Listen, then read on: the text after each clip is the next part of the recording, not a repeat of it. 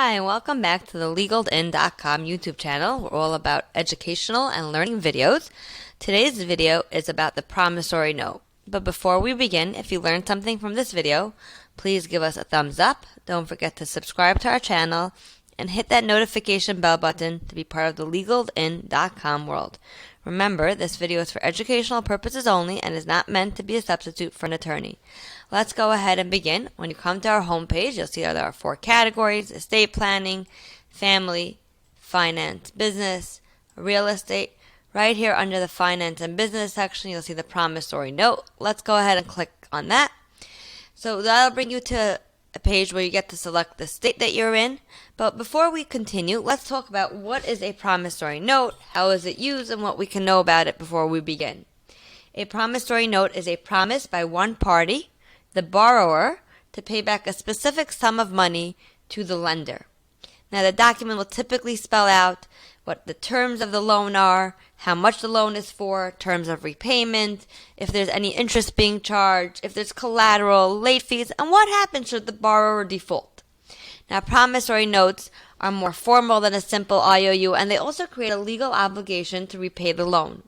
Now, there's 2 types of promissory note: the secured promissory note and the unsecured promissory note. Let's discuss what the difference is.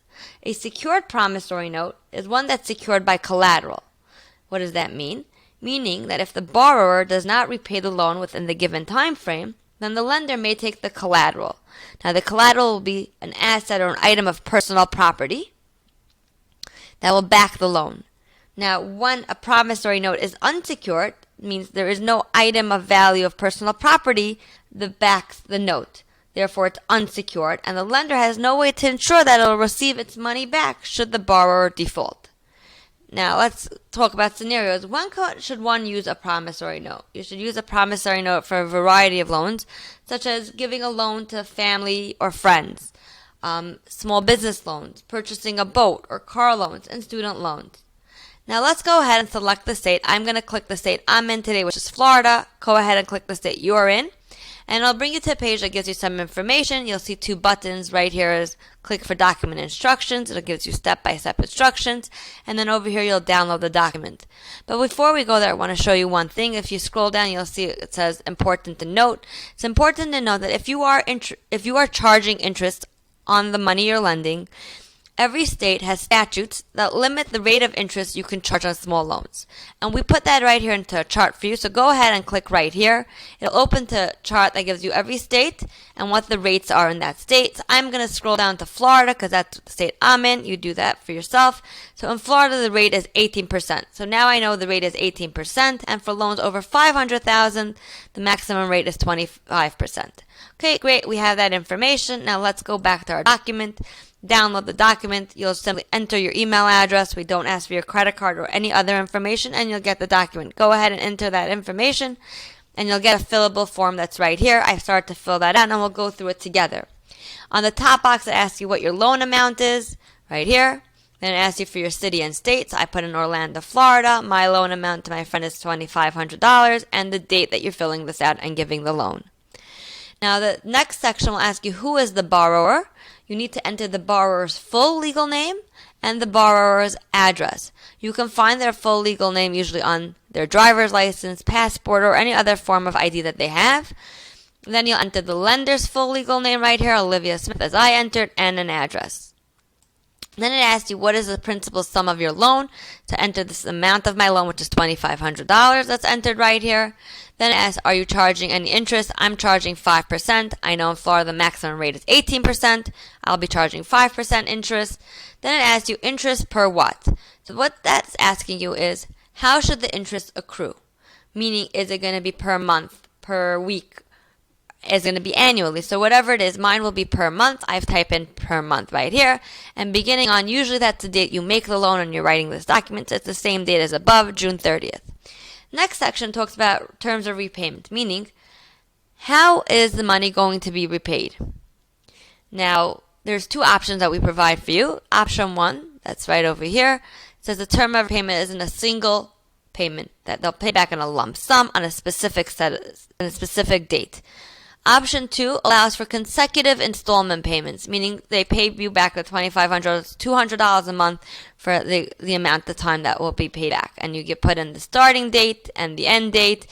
And they both ask you, is there a grace period of how many days will you be providing a grace period? Meaning after that date, I'll give them 5 days, 10 days, 15 days, or however amount of days you decide to put that in. So I'll be getting it back in 2 months' time in a lump sum, so I'll enter August 30th, and I'm providing my friend Noah with a 5 days of grace period.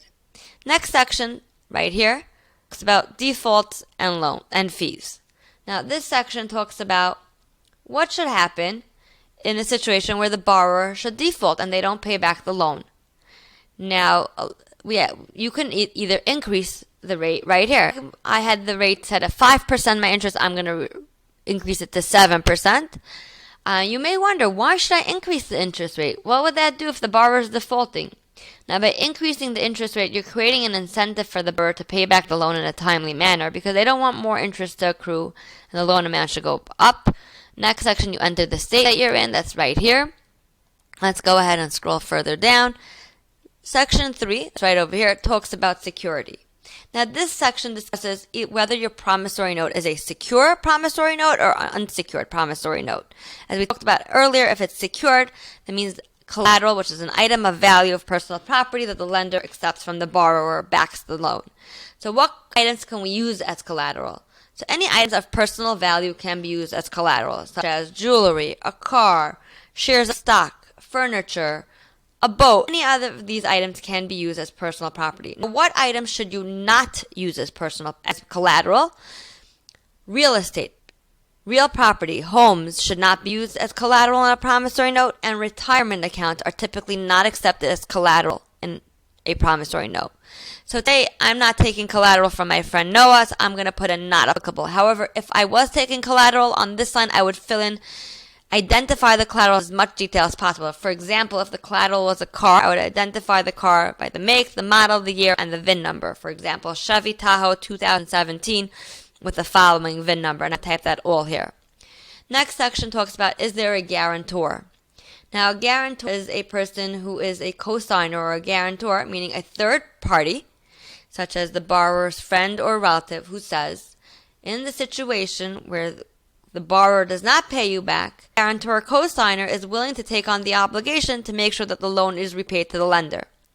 So in the event of the default, the cosigner or the guarantor then becomes obligated to repay the loan. Now, in order for the guarantor to become obligated to repay the loan, you need to put in their full legal name right here, their address right here, and at the end where there's signature section, guarantor must sign the promissory note. If the guarantor does not sign the promissory note, then they are not becoming obligated to pay back. Now, you may wonder, what's in situations? Why would I take a guarantor or a cosigner? Typically, you'll use guarantor or cosigner when you're making a loan to someone who's high risk with little or no credit. That's an assessment you'll have to make. Today, I'm taking guarantor John Williams, and I've put in their address as well. The next section is some provisions. You're going to enter the state you're in these lines right here. And then we give you a section called additional clauses. In this additional clauses section, you can type any other information that you want that's not been found in the document. Most of the time, promissory notes don't need any further information other than what we've included. But if you do want to include any further information, that can be done here. Remember to use clear, precise, and simple languages, and stick to the predefined terms of referring to the parties of the borrower and the lender. Next, we come on to the signature section. You'll enter the date, the day, the month, the year, and the state you're in. So date you're signing, you type in the borrower's name here, the lender's name here, they sign here and here. Now, if you did have a cosigner, and for the cosigner to be obligated, you'll enter their name here and make sure the cosigner signs right there. Now, it's always a good idea to make several copies of the document so that all the parties involved should have a copy for their own records. And if you scroll further down, we've also included, for your convenience, if you are assigning payments to the future to another party, you can use the assignment. If you're not using the assignment, go ahead and discard it. And that's it. I hope this was useful to you and you were able to learn something and gain something. Please remember to give us a thumbs up. And until next time, don't forget to check out LegalIn.com.